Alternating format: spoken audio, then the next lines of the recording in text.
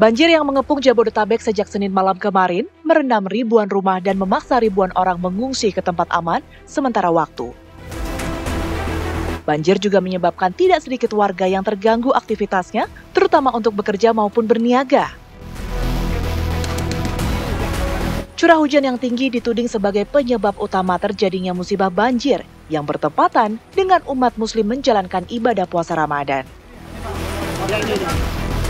Cuaca yang tidak bersahabat masih akan terus terjadi hingga akhir Maret mendatang. Alhasil, pemerintah baik tingkat pusat, provinsi, dan kabupaten kota bersiaga menghadapi kemungkinan banjir susulan terjadi.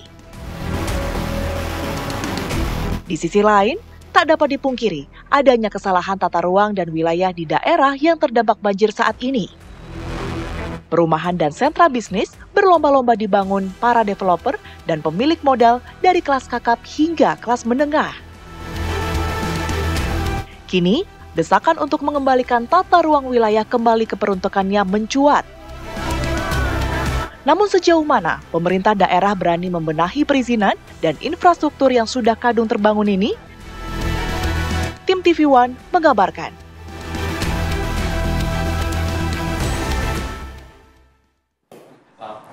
Ya pemirsa, Gubernur Jawa Barat Deddy Mulyadi meninjau taman wisata yang dibongkar di kawasan Puncak pada Jumat kemarin yang di Kumala dan pemirsa. Ya, Deddy Mulyadi pun berencana menerbitkan peraturan gubernur tentang larangan konversi lahan di wilayah Jawa Barat.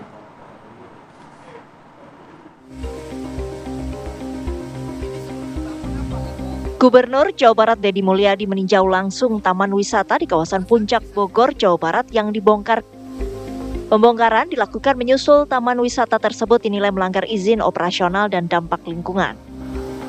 Deddy Mulyadi pun mengaku berencana mengubah peraturan tentang pengalihan fungsi tanah di seluruh Jawa Barat. Peraturan gubernurnya adalah larangan alih fungsi lahan, areal pertanian, daerah resapan air, daerah aliran sungai, perkebunan, dan kehutanan. Sehingga karena ini sudah keluar pergub, maka nanti tidak bisa lagi meminta rekomendasi Dinas Kehutanan dan Dinas Perkebunan Provinsi Jawa Barat untuk membuat izin pengelolaan hutan di luar peruntukan kepentingan kehutanan dan perkebunan. Sebelumnya pada Kamis kemarin, Menko Bidang Pangan Zulkifli Hasan bersama Menteri Lingkungan Hidup Hanif Faisal, Gubernur Jawa Barat Deddy Mulyadi dan Bupati Bogor Rudi Susmanto menindak tegas sejumlah tempat wisata di Puncak Bogor yang dianggap melanggar aturan lingkungan dan menyebabkan kerusakan ekosistem. Tempat wisata tersebut pun disegel karena diduga berkontribusi pada meningkatnya banjir di Jabodetabek. Dari Bogor, Jawa Barat, Eko Hadi, TV One mengabarkan.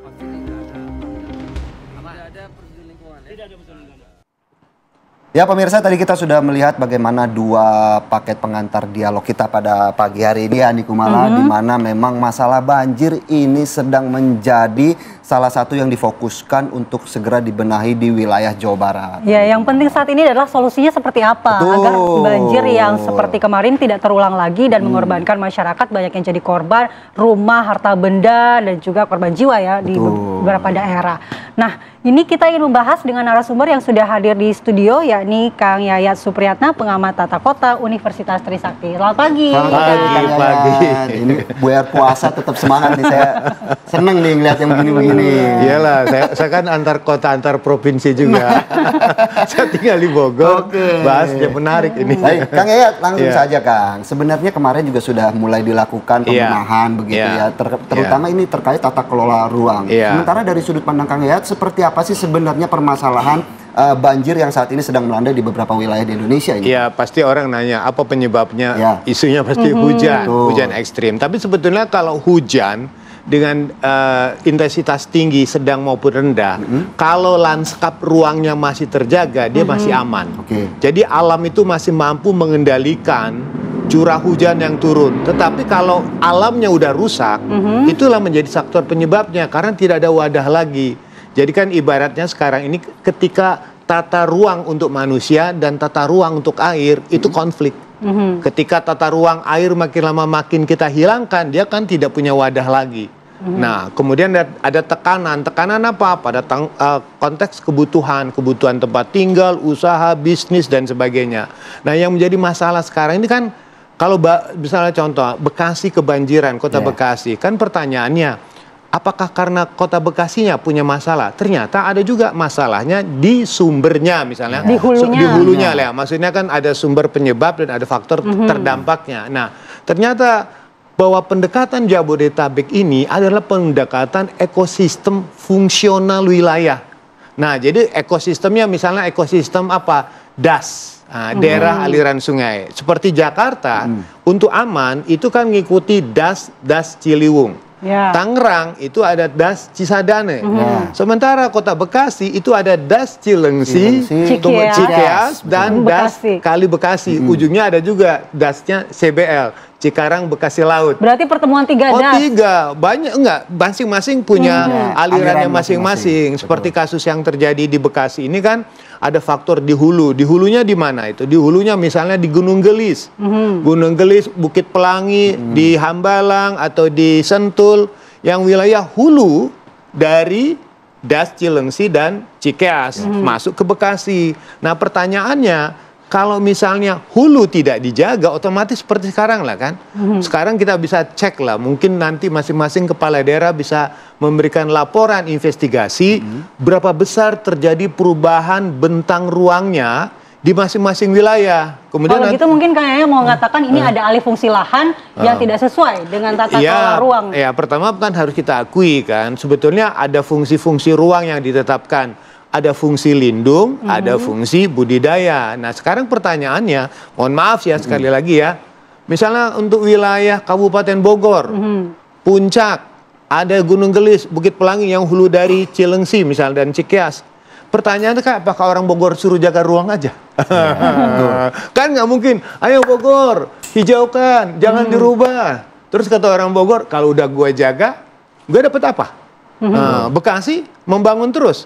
Maka harus ada konsep sharing. Tadi dikatakan koordinasinya apa? Contoh misalnya, daerah penerima manfaat harus memberikan manfaat kepada daerah yang memberikan manfaat. Nah, pola pengaturan ini penting. Contohnya misalnya ya, kalau wilayah-wilayah hulu yang tadinya disuruh mempertahankan, tidak boleh, nanti kan mereka butuh PAD, butuh biaya pembangunan. Nah, pengaturan-pengaturan itu harus dibuat. Atau misalnya nanti ada sharing yang bisa dilakukan. Misalnya contoh, kalau daerah yang mempertahankan hijau, berapa ruang yang harus dijauhkan? Berapa mereka kehilangan kontribusi, misalnya kalau tidak boleh alih fungsi. Baru nanti ada kebijakan, bantuan pemerintah pusat dan bantuan dari provinsi. Nah, tentunya kan kalau kita lihat permasalahan yang terjadi di hulu, itu kan juga berbeda, Kang, dengan apa yang terjadi di Bekasi. Artinya kan masing-masing wilayah punya permasalahannya masing-masing begitu ya. Tapi kita akan bahas sesaat lagi. Kita juga akan ajak Anda pemirsa untuk melihat bagaimana kondisi terkini di wilayah Sukabumi yang tentunya juga terkena musibah banjir nih. Kita akan sapa rekan kami yang sudah berada di sana. Ada Rizky Gustana ya yang akan melaporkan untuk Anda pemirsa bagaimana kondisi terkini di sana. Rizky, selamat pagi. Bagaimana update dari banjir di sana? Apakah memang sudah menandakan adanya surut dari air banjir di sana? Ya, pagi Philip dan malam memang di sini adalah di Kecamatan Selatan, tepatnya di pantaran Sungai Simpenan, di mana di sini ada sedikitnya puluhan rumah rusak akibat diterjang banjir bandang pada tanggal 5 Maret. Selain rumah rusak, memang di sini juga ada jembatan putus yang tidak bisa dilalui kedua arah. Sementara jembatan itu sering digunakan masyarakat untuk menuju ibu kota kabupaten dan sebaliknya menuju kabupaten atau daerah selatannya Kabupaten Sukabumi yang melintasi sedikitnya ada 10 kecamatan. Bisa kita lihat memang kondisi saat ini memang sedang ramai di lokasi ini. Akan adanya wakil presiden yang akan meninjau langsung kondisi bagaimana jembatan ini ambruk. Biar bisa kita lihat pemirsa bahwa masyarakat tengah menunggu dan kami juga kesulitan. Di sini ada jembatan yang ini adalah asalnya jalan ya. Ini bisa kelihatan bahwa jembatan ini turun setinggi 4 meter dari badan jalan. Dan bisa kita lihat ada warga juga sangat kesulitan untuk melintasi dan dibantu oleh para TNI untuk melintasi jembatan tersebut. Bisa diperjelas bahwa jembatan tersebut ini adalah mengaliri Sungai Cidadap, di mana pada tanggal 5 itu terjadi banjir bandang sedikitnya mengakibatkan 16 rumah yang berada di bantaran sungai. Namun hingga saat ini kondisi air sudah mulai surut dan tidak hanya pemukiman, pesawahan sekitar hampir puluhan hektar terdampak dari banjir ini. Bisa kita lihat bahwa ini adalah Sungai Cidadap yang melintas dan ke kampung Cikopo ya, Cikopok,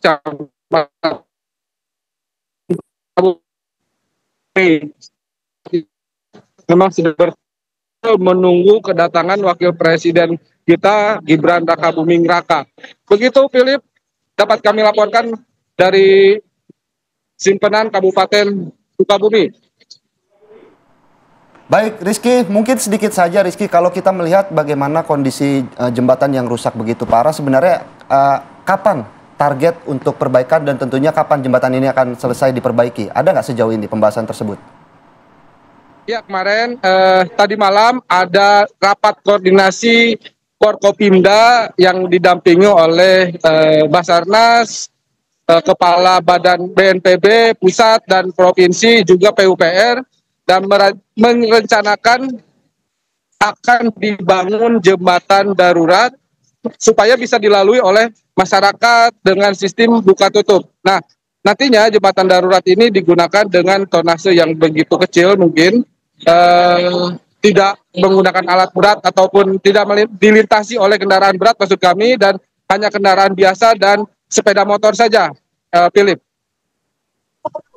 Baik, terima kasih Rizky Gustana, laporan langsung dari Sukabumi, Jawa Barat. Jadi nanti solusinya untuk sementara adalah dibuat jembatan darurat untuk dilintasi oleh masyarakat yang ingin beraktivitas, dan itu juga sistemnya akan buka tutup ya, supaya tidak berat karena tonasenya tidak sama dengan jembatan yang ada saat ini. Baik, terima kasih Rizky atas laporan Anda. Baik, terima kasih. Kita mungkin minta sedikit pendapat dari Kang Yayat ya soal di Sukabumi ini seperti apa? Ini keprihatinan kita lah kan. Kita kadang-kadang ketika membangun lupa menjaga wilayah-wilayah yang memang punya potensi untuk mengendalikan banjir dan sebagainya. Sekarang kerugian infrastrukturnya luar biasa ya. Selain Sukabumi, beberapa jembatan di puncak juga amblas. Jakarta juga Kemudian di Bogor itu sendiri jalan yang baru dibangun ke arah Batu Tulis itu juga amblas. Ini kan otomatis ada keprihatinan besar ketika sekarang kita melakukan efisiensi penghematan anggaran, kemudian ada persoalan ekonomi dikaitkan ketika infrastrukturnya pada rusak. Ini kan memerlukan kemudian ekonomi untuk bencana alam juga. Nah, makanya kita harus ke depan, kita perlu memperhatikan ketika persoalan tekanan pembangunan ini, kalau misalnya nanti diminta tiap-tiap daerah tolong menjaga ruang hijaunya. Terus perlu ada kompensasi, istilahkan aja APBD hijau atau APBN untuk kegiatan ekonomi hijau. Dalam konteks ini ada bentuk bantuan yang bisa diberikan pada daerah-daerah yang bisa menjaga lingkungannya. Atau misalnya contoh di puncak itu, puncak moratorium izin. Terus nanti bagi pemerintah daerah untuk menumbuhkan ekonomi yang tidak merusak lingkungan, ada nggak dilakukan? Ketika orang butuh lapangan kerja.